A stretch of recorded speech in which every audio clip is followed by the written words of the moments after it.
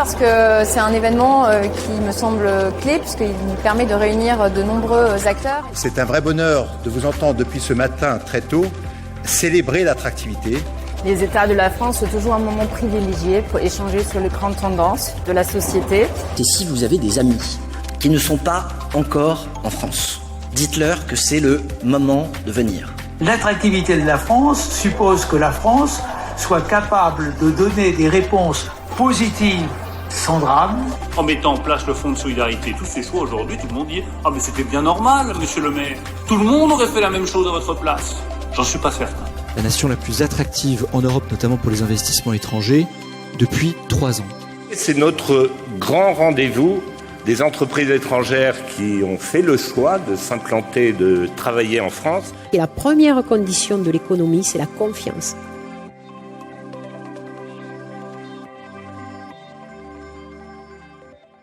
Bienvenue à tous, donc ceux qui êtes là, ceux qui font la sieste nous rejoindront plus tard, ils vont rater des choses passionnantes, tant pis pour eux. Je suis heureuse de vous accueillir sur cette table ronde sur la transition alimentaire. Je vais tout de suite vous présenter les intervenants de cette table ronde qui nous vous livreront chacun leur expérience et ou leur analyse. Je commence par vous, Édouard Albertini, par ordre d'apparition. Vous êtes le directeur des achats France de Compass Group, un groupe de services aux entreprises de restauration collective.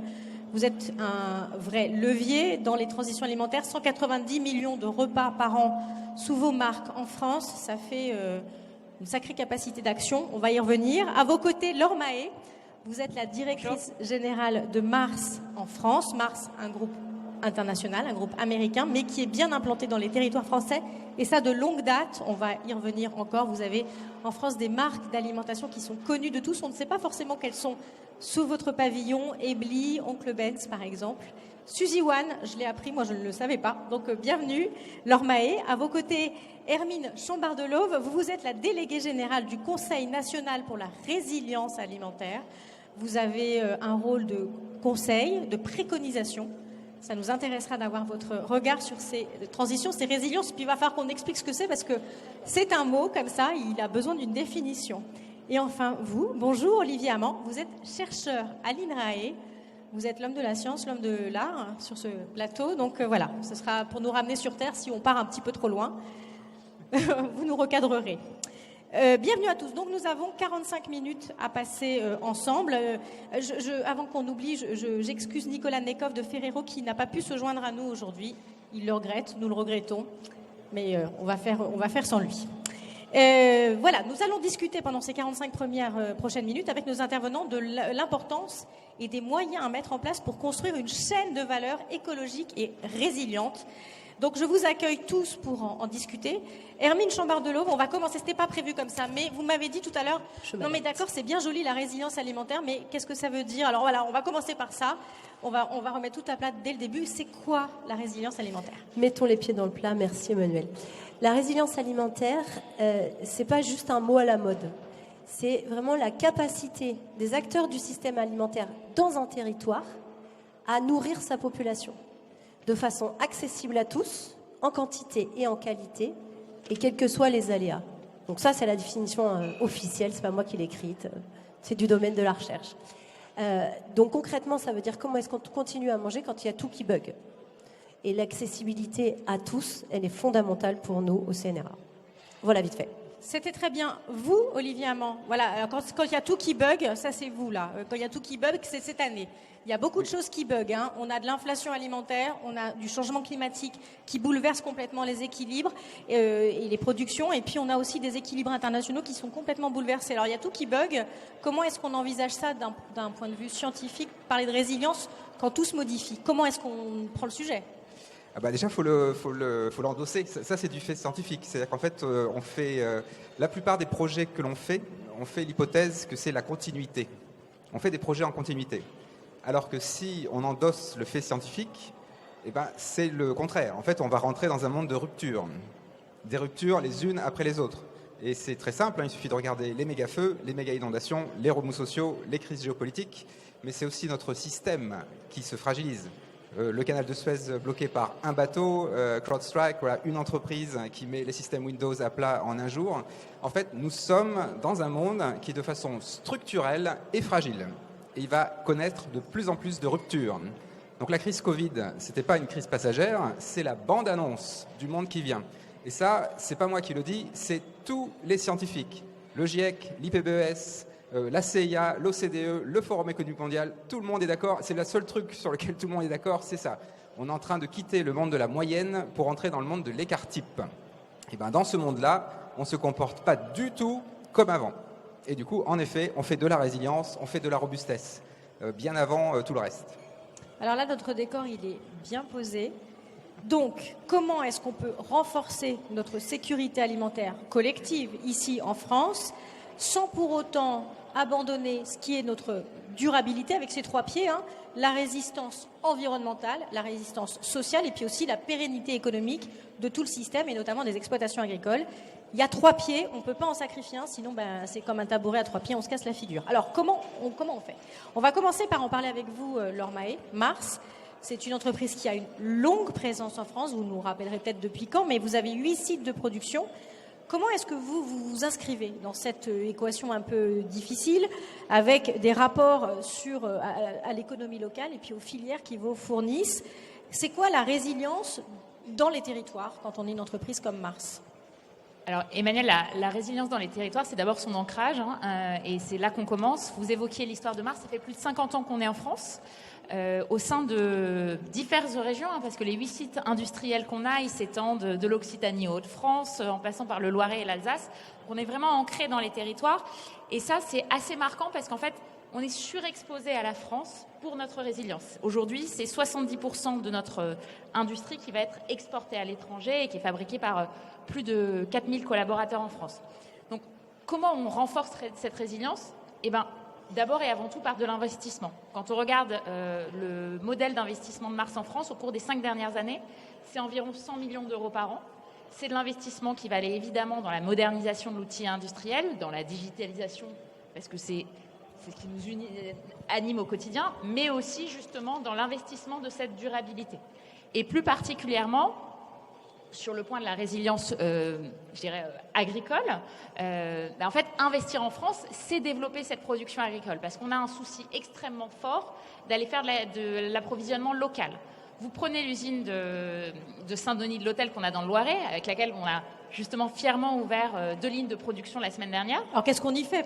Alors, on y fait de l'alimentation humide pour les chiens et les chats, pour un certain nombre de marques de notre groupe. Ça va être Royal Canin, ça va être Whiskas, ça va être Pédigré. Et en fait, sur ce site-là, plus de 50% de l'approvisionnement, il est local, donc français autour de la France. Et donc, on investit, on ouvre des lignes et on le fait main dans la main avec les agriculteurs pour ensuite aller chercher de la résilience, c'est-à-dire leur permettre d'augmenter leur rendement, performance économique dont vous parliez, mais aussi avec des approches beaucoup plus durables d'un point de vue respect de l'environnement. C'est une approche qui se doit d'être holistique.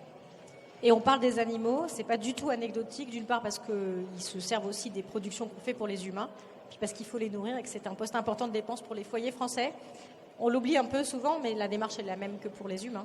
La résilience alimentaire est exactement la même, et je dirais qu'on a même d'autant plus de responsabilités en fait, on est leur unique source d'alimentation. Vous avez parlé d'agriculture régénérative et de soutien aux agriculteurs. Qu'est-ce que ça veut dire pour vous, l'agriculture régénérative? Là aussi, on a besoin d'une petite définition. Peut-être que si vous voulez intervenir et nous donner votre point de vue, ce sera intéressant.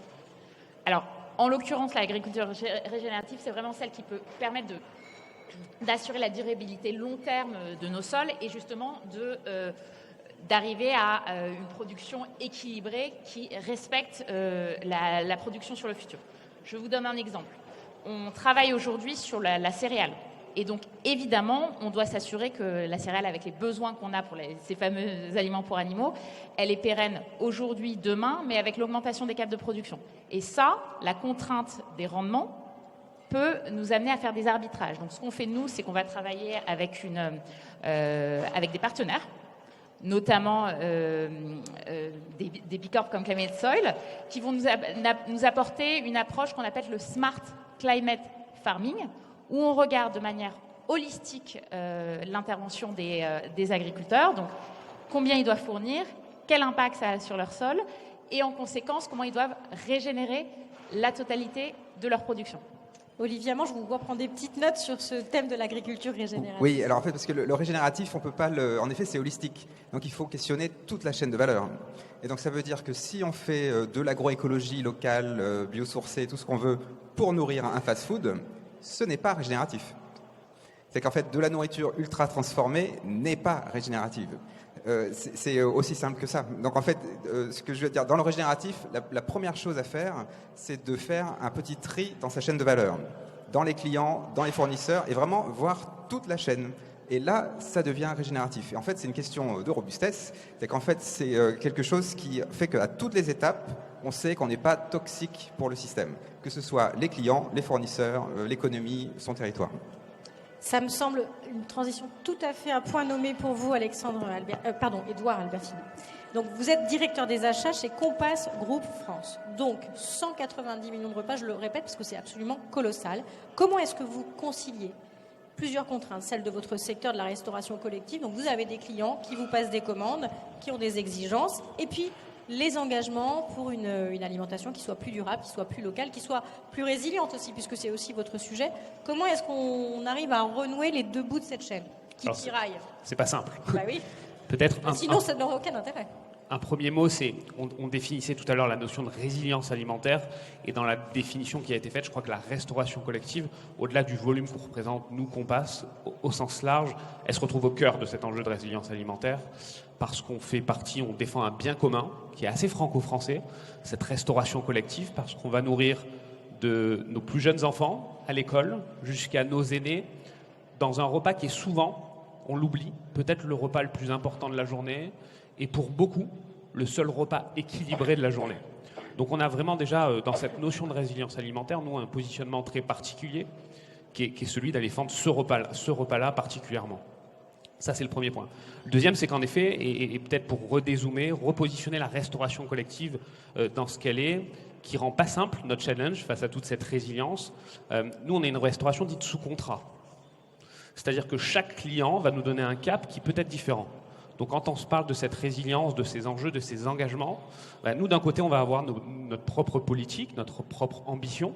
C'est ce qu'on a lancé à travers notre programme Le Pacte, où on veut être neutre en carbone, on veut engager une vraie démarche de filière, mais on se retrouve face à des clients avec des contrats qui vont être différents. Je vais avoir un client qui va être focalisé sur le local, un client qui va vouloir du bio, un qui va être plutôt concentré sur le tarif, quelqu'un qui va être concentré sur autre chose. Donc on va avoir cette particularité-là.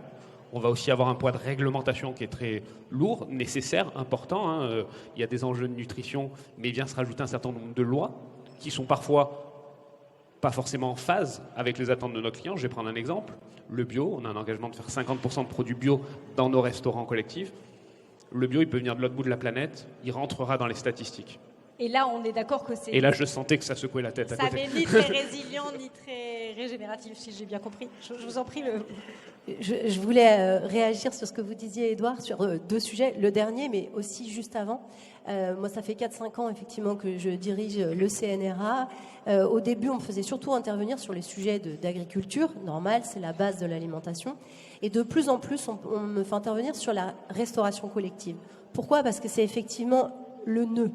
Alors, on ne va pas se mentir, la restauration collective, si je ne me trompe pas, c'est 7-8% de l'alimentation en France. C'est à peine plus. Donc forcément, même s'ils s'y mettent tous de façon merveilleuse, ils ne pourront pas faire la transition à eux seuls. Pour autant, ils sont en permanence entre le marteau et l'enclume avec des réglementations, en veux-tu, en voilà. Donc, quelque part, dans tout cet écosystème, c'est eux qui sont les plus résilients, qui doivent être le plus résilients pour pouvoir essayer de jongler avec tout ce qui existe et être le plus performant dans ce cadre-là pour continuer à nous alimenter. Parce que je le redis, et je fais souvent l'analogie avec le système digestif, on parle d'une chaîne. Vous pouvez avoir un maillon méga costaud au milieu, si celui d'à côté est en papier ou inexistant, c'est toute la chaîne qui est défaillante. Donc c'est ça qui est fondamental. Et le rôle de la restauration collective est super important et c'est notre responsabilité à tous de les accompagner aussi. J'ai bien fait de venir, j'ai l'impression. Ouais. Une remarque pour réagir sur ça, c'est qu'il y a deux façons de réagir par rapport à ce positionnement.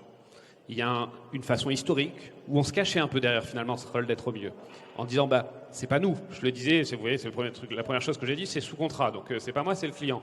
Et donc on allait voir l'amont agricole en disant c'est pas mes décisions, c'est l'amont. Et je crois que finalement aujourd'hui, c'est un peu la prise de conscience qu'on a eue, en tout cas une prise de conscience très forte chez Compass, une vraie pas inquiétude, on est positif, mais de se dire que si on bouge pas, si nous on fait pas un pas en avant, demain. Et moi, je le vois dans les discussions que j'ai tous les jours avec nos industriels, avec nos fournisseurs, avec les producteurs, on n'arrivera tout simplement pas à trouver les produits qu'on veut. On n'arrivera tout simplement pas. Et donc aujourd'hui, on se pose dans une dynamique, nous, le mot collectif dans la restauration collective, c'est quelques années qu'on essaie de le cacher. On n'aime pas trop parler de restauration collective, ça a cette cliché de cantine. Et en même temps, finalement, ce mot, il est hyper important.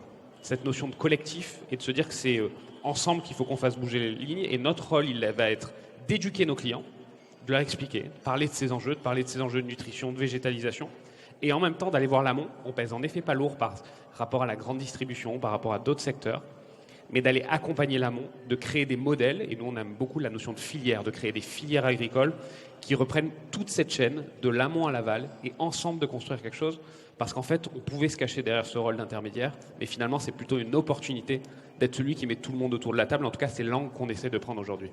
Parce que, si je comprends bien, vous ne pouvez plus vous contenter d'agréger simplement les demandes et de remplir les assiettes. Il faut que vous ayez des préconisations dans l'intervalle.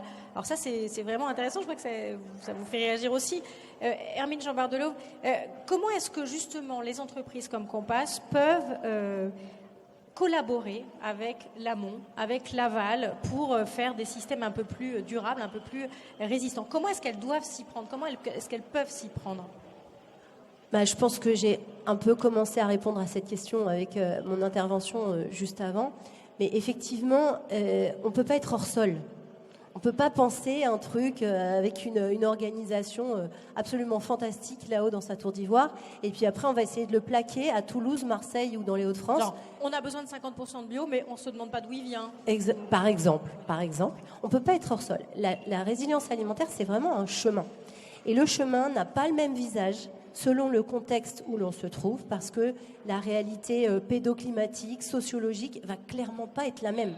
Donc vous allez avoir une collectivité, un restaurant qui va paraître super avancé, qu'on va mettre en exergue, etc. Mais quelque part, il a 10 pas de mieux que celui d'à côté, qui aura fait 100 fois plus d'efforts parce que le contexte n'est pas le même. Donc là, c'est fondamental de partir de ça, ne pas être hors sol. Nous, on a 2 pieds au CNRA. L'approche systémique, vraiment chaîne de valeur, filière, engager tout le monde, et la nécessité d'avancer tous ces petits choix en même temps. Parce que si on capitalise sur un seul sujet, qu'on en fait une Rolls mais qu'il n'y a pas de roue, ça n'avance pas. Et le deuxième, c'est l'approche vraiment territoriale, donc être ancré dans le territoire, parce que tout simplement, c'est là que ça pousse, c'est là que sont les emplois, c'est là que sont les familles, c'est là que l'on vit. Et c'est dans ces contextes très très différents et de plus en plus différents, on voit la crise démocratique qu'on vit en ce moment nous met le doigt dessus de façon fondamentale, avec les extrêmes et l'élastique qui se tend entre 2 systèmes qui veulent se superposer et pas se parler.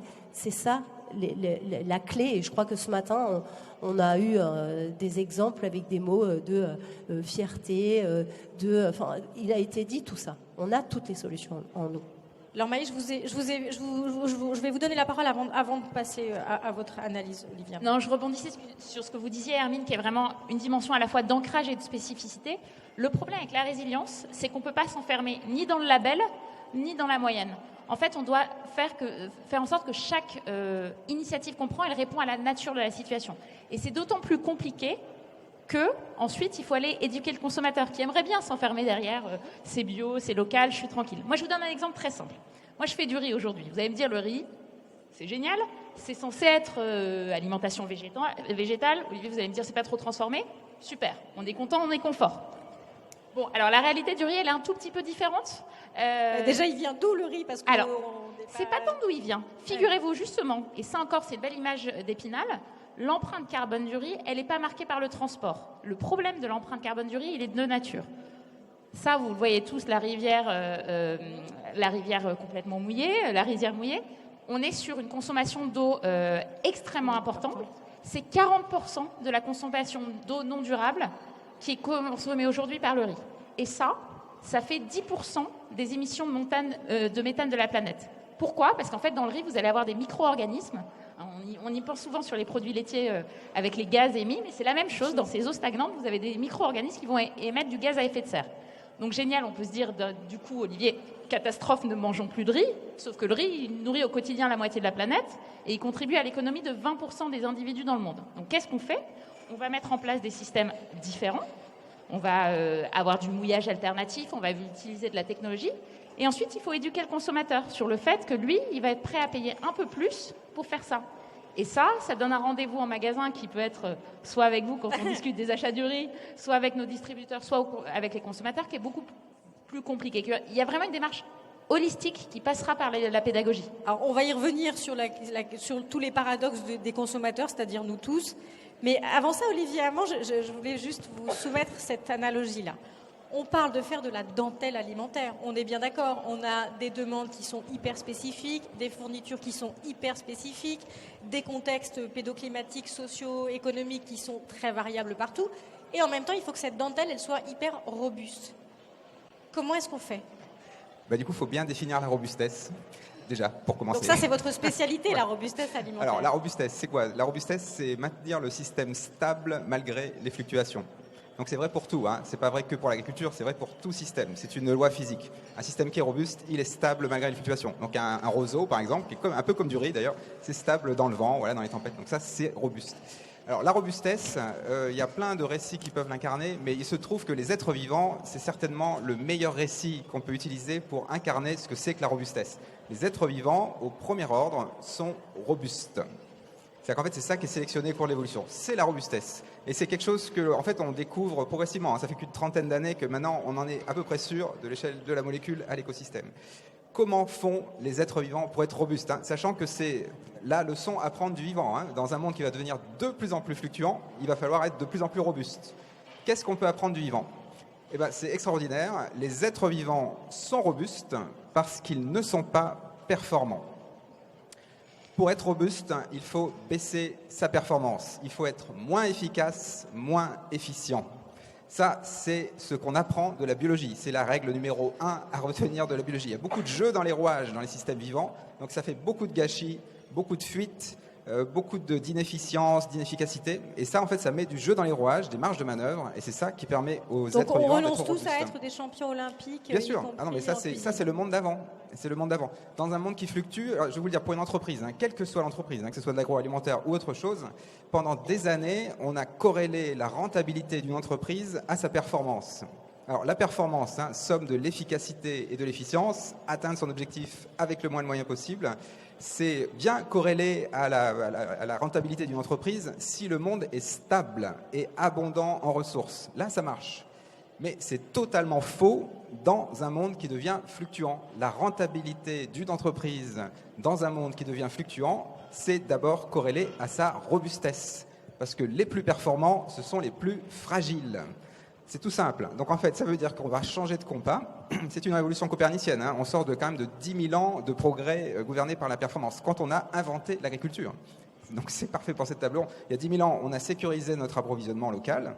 On s'est coincé dans un monde d'abondance matérielle qui s'est amplifié avec les plantations, la mécanisation, etc. Et aujourd'hui, on se rend compte qu'on est dans l'ère des boomerangs, l'ère des rétroactions. On ne va pas pouvoir continuer comme ça. C'est physique, hein. On ne va pas pouvoir continuer sur le chemin de la performance. C'est toxique. Donc, on va développer de la robustesse. Et donc, cette robustesse, alors c'est très joyeux, hein. Lâcher la performance, je pense que dans cette salle, tout le monde est épuisé par la performance. On est tous en burn-out, hein. Les écosystèmes aussi sont en burn-out. Donc, la robustesse, c'est très joyeux parce qu'en fait, on va passer de l'abondance matérielle et sa toxicité à l'abondance des interactions. J'ai une question, Olivier Hamon. Alors moi, je suis d'accord, on lâche la performance, mais est-ce qu'il y aura assez à manger pour tout le monde ? Bien sûr. Aujourd'hui, on produit beaucoup trop. Vous savez très bien, on gâche 40% de ce qu'on produit, et avec les 60% restants, on fait plus de gens obèses que de gens mal nourris. Donc aujourd'hui, on produit trop. Le problème, c'est un problème de distribution. Au premier ordre, c'est un problème de distribution. Et la population humaine va baisser, on en est sûr, à partir de 2050. Oui, enfin, d'ici là, on a un petit Everest alimentaire quand même à franchir. Ah ben, il y aura de la casse. Hein. Je ne suis pas en train de vous dire que tout va bien se passer. Il y aura de la casse. Mais par contre, on est en train de basculer. C'est le siècle où on bascule. Hein. En 315 000 ans d'Homo sapiens, on n'a jamais vu la population humaine baisser chaque année. Jamais. C'est la première fois. On est dans un monde, là c'est une révolution copernicienne, mais très joyeuse. Hein. La robustesse, c'est nettement plus riche que le monde de la performance, qui en fait c'est le monde de l'autoroute. Qui veut vivre sur une autoroute, hein? Enfin, je demande. Hein. Édouard Albertini, est-ce que vous avez envie de vivre sur l'autoroute? Non, c'était pas la question, mais vous m'avez demandé la parole, alors je vous la donne. Non, je trouve que c'est très intéressant. Et pour rebondir sur cette notion de performance, alors je pense qu'on est beaucoup de groupes privés aujourd'hui présents. Je ne sais pas si on va refuser tout de suite demain d'arrêter de regarder notre performance, mais ce qui est intéressant, c'est peut-être de dézoomer de notre performance et de regarder dans le temps cette logique de performance. Et je vais vous prendre un exemple par rapport à ces enjeux-là. Ma performance économique à l'instant T, est-ce qu'elle ne dégrade pas un écosystème dans lequel je vis qui va dégrader ma performance à long terme? Et je vais prendre un exemple de ce qu'on a fait dernièrement sur ce qui est peut-être le poste d'achat en restauration collective le plus important, le bœuf. D'abord, c'est l'impact carbone c'est à peu près 25% de notre bilan carbone, c'est le poste d'achat le plus important.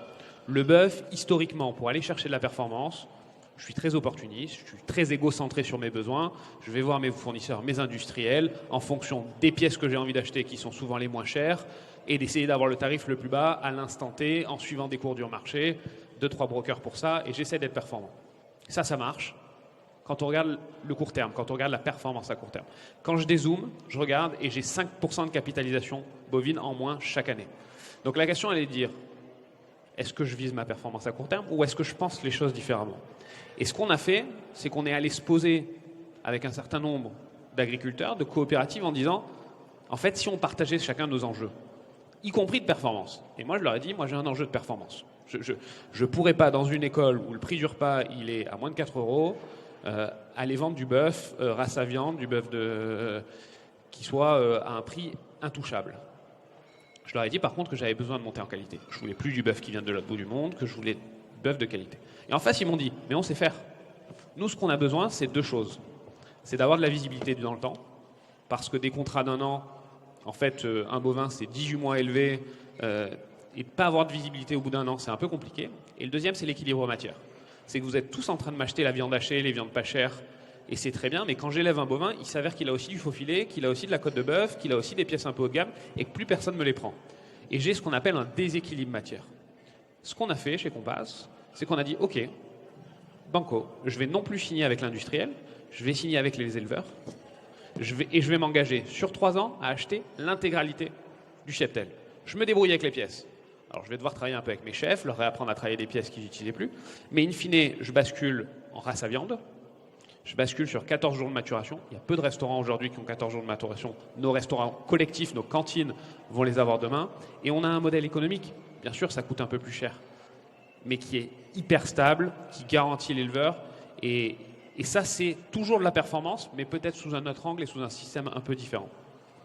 Bon, on a bien compris, Olivier Hamon, que votre incitation à sortir de l'autoroute, elle n'est pas pour tout de suite, mais est-ce qu'en tout cas, c'est ce genre de graines que vous avez envie de planter? Oui, voilà. En fait, c'est une parfaite illustration du... on est d'accord, hein. Enfin, en fait, c'est requalifier la performance. Mais en fait, c'est ce que les systémiciens appellent le piège de l'efficacité. En fait, quand on manque de temps, qu'on est dans l'urgence, le risque, c'est d'accélérer. Si on accélère, on augmente les tensions et on va juste se planter un peu plus loin, d'un peu plus haut. Donc en fait, quand on manque de temps, il faut se reconnecter à son espace. C'est aussi simple que ça. On évolue dans les 4 dimensions du temps et de l'espace. Si on manque de temps, il faut se reconnecter à son espace. C'est exactement ça, c'est s'ancrer dans son territoire, développer sa robustesse locale.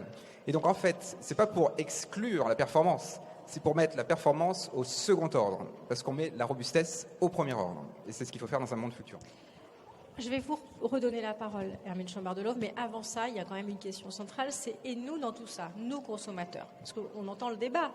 Nous, on se lève le matin, on est des citoyens, on a hyper envie d'être peut-être moins performants, d'avoir moins d'impact, etc.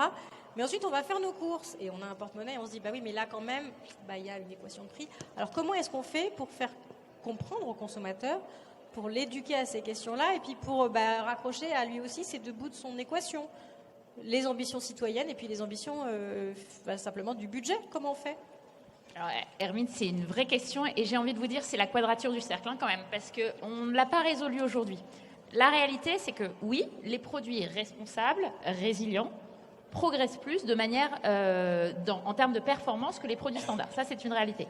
Mais la deuxième réalité qui est plus inquiétante, en particulier dans ce cadre de crise de pouvoir d'achat qu'on a quand même vécu ces dernières années, c'est que si vous demandez au consommateur est-ce qu'il est vraiment prêt à payer une prime pour avoir un produit responsable et résilient, il vous répond de moins en moins oui. Et ça, c'est inquiétant. Alors, qu'est-ce que ça veut dire derrière ? Ça veut dire, oui, c'est inquiétant parce qu'il n'est pas prêt à payer. Et est-ce qu'on est en train de faire une menace sur la totalité de notre industrie qui ne va pas pouvoir devenir responsable ?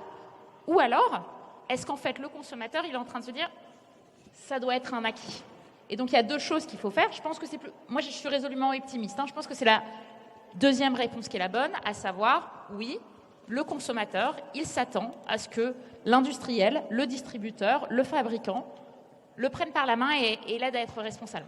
Par contre, ça doit se faire dans une démarche collective. C'est-à-dire que si vous êtes le seul petit industriel qui y va avec son bâton de pèlerin, qui va dire « génial, je vais faire du responsable qui coûte beaucoup plus cher », ça ne va pas marcher. Donc comment on utilise les filières, les groupes professionnels pour justement aller faire de la responsabilité collective. Et puis j'ai envie de vous dire quel est un peu le rôle des pouvoirs publics pour aussi engager et responsabiliser nos consommateurs. C'est merveilleux, tout se déroule absolument sans accroc. J'allais vous dire, Hermine Chambard-Delhomme, et les pouvoirs publics dans tout ça. Qu'est-ce qu'ils ont comme levier ? Qu'est-ce qu'ils peuvent mettre en place pour être à la fois incitatifs, encadrant, sans être totalement dictatoriaux sur les choix alimentaires ? Alors, qu'est-ce qu'ils peuvent faire ? Avant de répondre à cette question, je voulais juste me permettre de réagir. En fait, ça fait complètement lien, tout est lié. Par rapport à ce que disait Olivier à l'instant et sur votre question sur le consommateur, en fait, la nécessité... Aujourd'hui, on le voit bien, on a toujours vu le décalage entre le déclaratif et le réel. La dernière étude d'HEC sur la cantine est juste extraordinaire là-dessus. Les chiffres sont dingues. Donc, comment est-ce qu'on fait pour se rapprocher de ce déclaratif? Parce que ça fait quand même des années qu'on actionne le chiffon rouge des risques à ne pas agir. Est-ce qu'on ne peut pas juste changer l'histoire et dire quels sont les bénéfices à agir? Comment est-ce qu'on raconte une histoire sexy pour que, quand on allume la radio, on se dise « Ah ouais, en fait, ça donne envie ». Et le consommateur, il a envie d'avoir envie. Je ne vais pas chanter, mais c'est un peu ça l'idée. Et comment est-ce qu'on engage aussi les pouvoirs publics et quels sont leurs leviers? Mais j'ai envie de dire c'est les mêmes leviers que pour le consommateur, que pour l'industriel, que pour l'agriculteur, que pour le restaurateur. Et c'est là ça la beauté de l'approche résilience alimentaire. Quand on prend vraiment le temps de l'expliquer, ça va réconcilier tout ce qu'on sait, tout ce qu'on ressent, toutes les injonctions qu'on reçoit pour leur donner un fil rouge. Parce que quand on est sous le poids de la charge, franchement, on a tout qui nous tombe dessus dès qu'on allume la radio. On ne sait pas par où commencer. Il y a de la panique, il y a de l'anxiété, etc. qui grimpe. Quand on pose, quand on prend le temps de prendre le temps, je ne vais pas chanter encore, finalement, on se rend compte que c'est beaucoup plus facile de prioriser, que ça apaise la démarche. Donc concrètement, les pouvoirs publics, comment est-ce qu'ils peuvent nous accompagner? Déjà en restant à leur place et en prenant bien leur place et leur rôle. Ne pas prendre le rôle des acteurs économiques. Ils ne peuvent pas se substituer aux acteurs économiques. Comment est-ce qu'ils mettent en place des partenariats gagnant-gagnant? Et il faut aussi prendre le temps. Alors, c'est pas facile quand on a une élection dans quelques mois ou années. C'est la course à l'échalote pour dire qu'est-ce que je vais laisser derrière moi. C'est là qu'on voit un bon politique. C'est aussi prendre le temps de la génération, mais de ses petits-enfants. Donc ça, c'est la première chose. Capitaliser sur les acteurs du territoire. Pas forcément se dire ah ben tiens celui-là il fait un truc génial, ah ouais mais il est à l'autre bout de la France, c'est pas grave, je vais quand même le faire travailler. Ne pas mettre en confrontation, si je caricature, le circuit court avec le circuit lent, mais créer les conditions pour que les acteurs économiques de mon territoire, qu'ils soient courts ou longs, soient en capacité de créer des connexions. Moi, acteur public, je vais mettre toutes les conditions favorables et après c'est à eux d'engager la transition. Mais au moins, je les aurais accompagnés comme ça, sans me substituer. Vous, Édouard Albertini, vous avez l'impression parfois que les pouvoirs publics se substituent un petit peu aux entreprises ou posent des cadres qui, d'une fois qu'on doit être à l'intérieur, être un acteur économique à l'intérieur, n'ont pas de sens? je suis aussi assez optimiste. Donc on va dire qu'il y a une part de réglementation qui est nécessaire. Et je crois qu'il y a des choses qui ont été faites ces dernières années. Je reviens sur la restauration collective, la loi AGEC, la loi climat et résilience, je parlais du 50% de bio. Il y a des choses positives. 50% de bio, c'est pas une mauvaise nouvelle.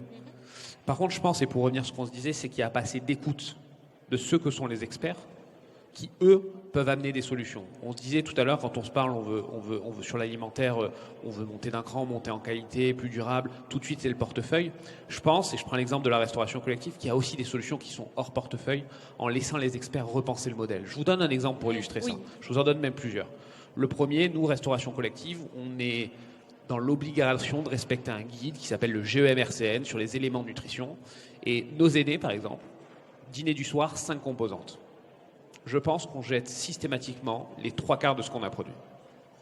Restauration de nos enfants, un plat végétarien par semaine maximum. Est-ce qu'on ne peut pas en faire 2 ou 3 et avoir de la protéine animale peut-être moins fréquemment, et quand c'est de la protéine animale, de garantir qu'elle soit française, qu'elle soit de bonne qualité, plutôt que d'aller compenser ce modèle économique par des produits qui sont des produits de moins bonne qualité. Je crois, alors là je pars sous le contrôle scientifique, mais qu'on consomme tous à peu près 40 voire 60% de trop de protéines animales. Est-ce qu'il n'y a pas des solutions là?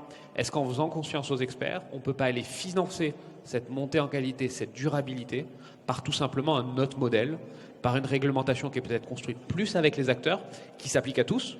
À nouveau, la loi climat et résilience, Egalim 2, c'est les engagements produits, c'est la restauration collective, mais ce n'est pas la grande distribution. C'est pas les restaurants commerciaux. Donc moi, je vais voir toute l'amont agricole, les industriels, pour leur dire, moi, je voudrais du HVE, je voudrais ça. Ils disent, mais oui, mais j'ai 70% des gens ceux qui représentent 70% de mes ventes, ils en veulent pas. Oui, on va pas les forcer. Donc je le paye d'autant plus cher parce que je suis exclusive. Donc remettre le modèle à plat, faire confiance aux experts, ça permettra aussi de financer tout ça. Olivier Hamon, moi, il y a une question qui me vient, c'est et les agriculteurs dans tout ça, parce qu'on en parle assez peu, là, ils sont quand même chargés de produire tout ce qui va alimenter cette machine et cette réflexion.